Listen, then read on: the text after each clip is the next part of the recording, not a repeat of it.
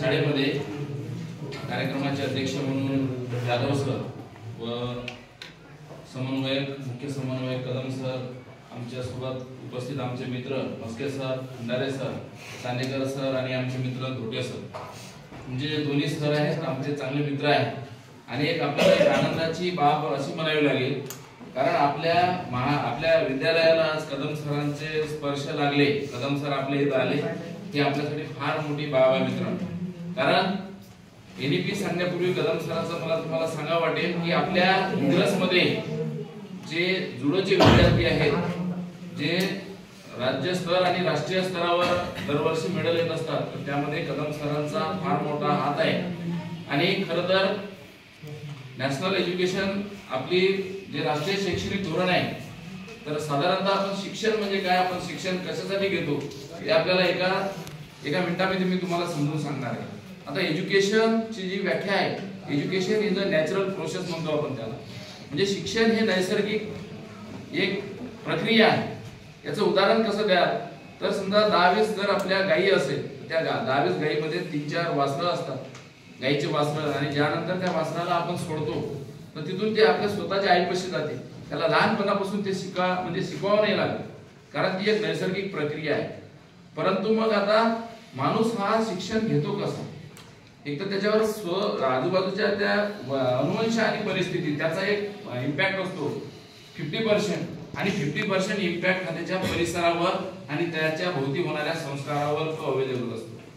म्हणून आपल्याला शिक्षण हे घेत असताना स्वामी विवेकानंदांची एक दुसरी व्याख्या आहे की शिक्षण म्हणजे केवळ आपल्या डोक्यात ज्ञान भरणे नव्हे, तर व्यक्तीच्या व्यक्तिमत्वाचा सर्वांगीण विकास करणे म्हणजे शिक्षण म्हटलेलं आहे.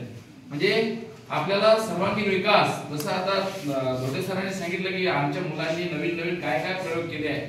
म्हणजे आज आपण कल्पना करू शकतो का की विदाऊट जमिनीच्या आपल्याला पिकं घेता येतात.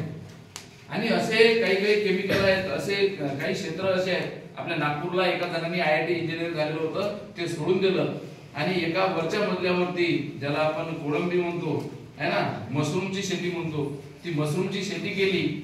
आणि मग दुसरं त्यांनी आणखीन एक केलं, केसर. आपल्याला माहित आहे की केसरची शेती ही फक्त जम्मू काश्मीरलाच होते, आणि त्याला योग्य टेम्परेचर देऊन ती केसरची शेती देखील एका नवीन प्रयोगातून केली आहे.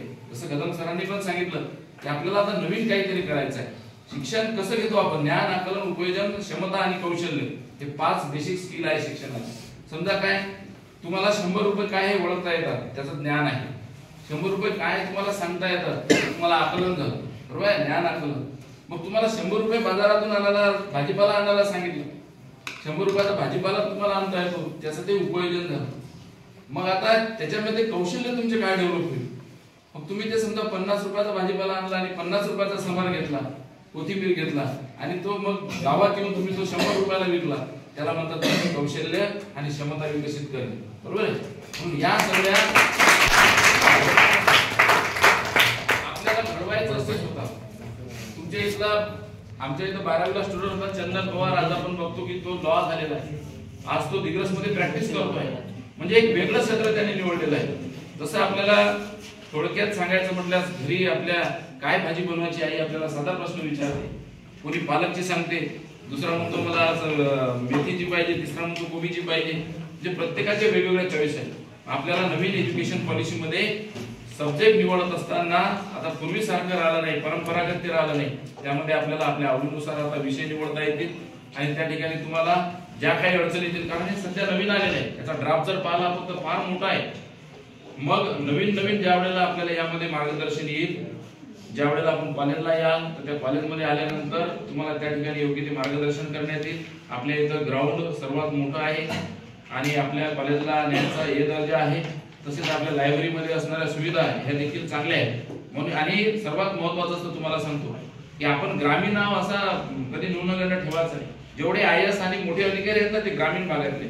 कारण आपल्यामध्ये काम करण्याची क्षमता असते, आपल्यामध्ये जिद्दीने अभ्यास करण्याची क्षमता असते. फक्त आपल्याला कुठंतरी गाव सोडल्याशिवाय पर्याय नाही. आपण जर म्हटलं तर इथंच राहून आपल्याला करायचं आहे, तर हायर एज्युकेशन आपण घेतलं पाहिजे. मग त्या हायर एज्युकेशन मध्ये जे काही बदलाव आले, त्या बदलावाला आपल्याला सामोरं जावं लागेल. आणि आपल्याला ज्या विषयात आपल्याला आवड आहे, जसं सरांनी सांगितलं, तुम्हाला समजा आपल्या इथं समजा आता चित्रकला विषय नाहीये, परंतु तो साईडच्या एखाद्या कॉलेजला आहे तर तो तुम्हाला तिथे जाऊन तो अरेंज करता येईल, तो ऍडजस्ट करता येईल. हीच नवीन एज्युकेशन पॉलिसी आहे. तर त्या पॉलिसीला आपण आता ऍक्सेप्ट केलं पाहिजे आणि सर्वात महत्त्वाचं आपण अभ्यासाकडे लक्ष केंद्रित केलं पाहिजे. मुली तरी अभ्यास करतात, परंतु मुलांची आज परिस्थिती काय आहे तुम्ही बघा. मी सांगतो एक